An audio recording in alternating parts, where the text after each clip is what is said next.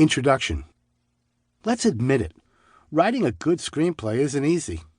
Any seasoned professional, including me, can tell you that. You really want it to go well. You really want to do a good job. You want those involved, including yourself, to be very pleased. You really want it to be satisfying for all parties. In this case, that means your characters and your audience. I believe great care is always taken in writing the best screenplays. The story needs to be psychically and spiritually nutritious. This isn't a one-night stand. This is something that needs to be meaningful, maybe even last a lifetime, which is difficult even under the best circumstances.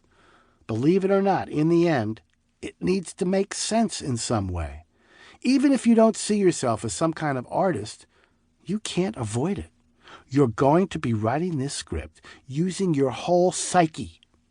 All of the feelings, physical sensations, life experiences, sense of human values, and conscious actions you perform are the product of your entire being.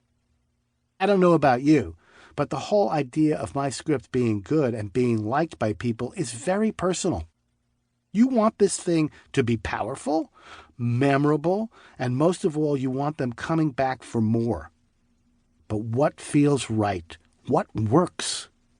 It's different every time you start a new project.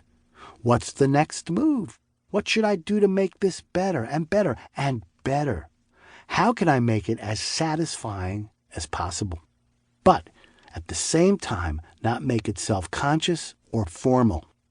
This is the personal and emotional side of what you do when you write a story. But there's craft involved. I like to describe screenwriting as a professional craft which can be thought of as a combination of music, law, and architecture. Music, because the creative notation of the written document is absolutely nothing like the beauty of the final product. You don't see a screenplay and you don't listen to sheet music, but without it, nobody would know how to perform it, how to bring it to life. Ultimately, the reward of a movie and a symphony are actually invisible. The final product is felt by its audience. Law. Because in a story, you've got to prove something to your audience, and it must make sense according to essential human values. Architecture.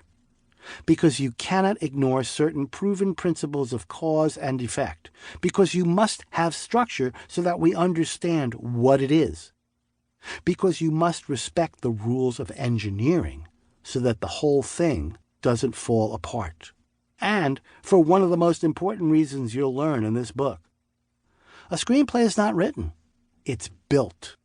This book is intended for anyone who is thinking about writing a script. This could be a feature film, a 1-hour drama, a sitcom spec, or a short film. And this includes students, first-time scriptwriters, and professionals who want to revisit the governing principles of our craft, or those who just want to take a crack at it. Orson Welles once said something both funny and cynical.